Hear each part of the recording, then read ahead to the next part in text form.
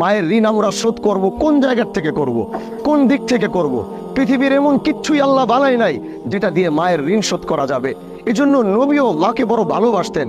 তিনি একদিকে বাবাকে যেমন হারিয়েছিলেন, আরেকদিকে মায়ের আদরটা যখন পাবে, অসহায় মা, টাকা ছিল না, পয়সা ছিল না, মুহাম্মদকে কিভাবে দুধ খাওয়াবে, মুহাম্মদকে কিভাবে লালন করবে, দিয়ে দিয়েছিলেন মা হালিমার কাছে। তারপরও নিজের বুকে রাখতে পারে নাই অসহায়ের কারণে, দরিদ্রতার কারণে।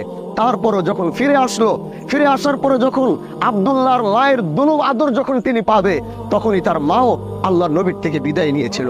এজন্য নবী বলতেন, কাশ যদি আমার মা বেঁচে থাকতো, আর আমি যদি ফরজ নামাজে আল্লাহু আকবার বলে দাঁড়িয়েছি, আর আমার মা যদি পিছন থেকে ডাক দিত, ও মুহাম্মদ, আল্লাহর নবী বলতে, আমি নামাজটা ছেড়ে পিছনের দিকে তাকিয়ে বলতাম, ও মা, তোমার সন্তান তোমার বুকে হাজির। এর নামই তো মা। এজন্য ভাই, আজকে এই সন্তান জানে সে কি হারিয়েছে। আজকে ওই মানুষটা বিদায় নিয়েছে যে রাত জেগে তার জন্য দোয়া করতো। আজকে ওই মানুষটা বিদায় নিয়েছে যে প্রতিটা মুহূর্তে আল্লাহকে ডাক দিয়ে বলতো, আল্লাহ তুমি আমাকে কেমন রাখছো আমি জানি না, আমার সন্তানটাকে ভালো রাখো, ওরে সুস্থ রাখো, ওরে বিপদ আপদের হাত থেকে হেফাজত করো। আমি রাত বেরাত সফর করি, বিশ্বাস করেন আমি কখনো আমার মাকে আমি রাত্রে ফোন দিয়ে বলতে চাই না যে আমি রওনা দিচ্ছি।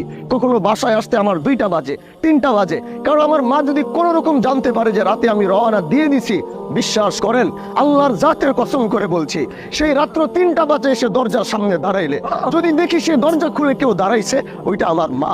আমি জিজ্ঞাসা করি, মা এই রাতে তুমি কেন ঘুমাও নাই? তোমার তো ঘুমানো দরকার, তুমি ডায়াবেটিসের রোগী, তুমি প্রেশারের রোগী, তোমার হার্টের সমস্যা, তোমার তো রাতে ঘুমানো দরকার। আমার মা আমাকে কি বলে জানেন? শুধু আমার মা না, প্রতিটা পৃথিবীর প্রতিটা মার কথাই এটা। আমাকে বলে, বাবা যখন আমি শুনছি তুমি রওনা দিয়েছো, তুমি রাস্তায় আসো, কুয়াশা আছে, কেমন আসো, ড্রাইভার ঘুমিয়ে যাচ্ছে কিনা, আমি বারবার বিছানায় গিয়ে ঘুমানোর চেষ্টা করেছি, ঘুমাতে পারিনি। একবার ডান কাত, একবার বাম কাত, আরেকবার সোজা হয়ে আসমানের দিকে তাকিয়ে বলেছি, আল্লাহ আমার সন্তানটাকে সহি সালামত বাসায় আনো। এই যে তুমি আসছো, এই যে তোমাকে দেখছি, এখন আমাকে আর বলতে হবে না আমি ঘুমায় যাব। এর নামই তো মা। কোন ঋণ আমি শোধ করব মায়ের জন্য? কি দিয়ে আমি শোধ করব? আজকে সে মা হারিয়েছে, আমার মা বেঁচে আছে, আল্লাহর কসম আমি এটা ভাবতেই পারি না আমার মা থাকবে না। আমি এটা ভাবতে পারি না আমার মার লাশ আমি হাতে নিব। আমি এটা ভাবতে, কল্পনার ভিতরে আনতে পারি না আমি আমার মাকে কবরে নামাবো। এই জন্য যার এখনো মা বেঁচে আছে, আজ তোমাদেরকে দাঁড়িয়ে বলতে চাই, মার জন্য একটু সময় আমাদের হয় না। আমরা দৌড়াচ্ছি এখানে, হুন্ডা নিয়ে সেখানে, নেতার পিছনে, সেটার পিছনে, ব্যবসার পিছনে। কখনো মার তো মনে চায় আমার সন্তান আমার পাশে বসে এক লুকমা ভাত খাবে। কত দেখেছি মারা সারাদিন খাবার নিয়ে বসে আছে, একটা বেলা শুধু সন্তানের সাথে একবেলা খাওয়ার জন্য।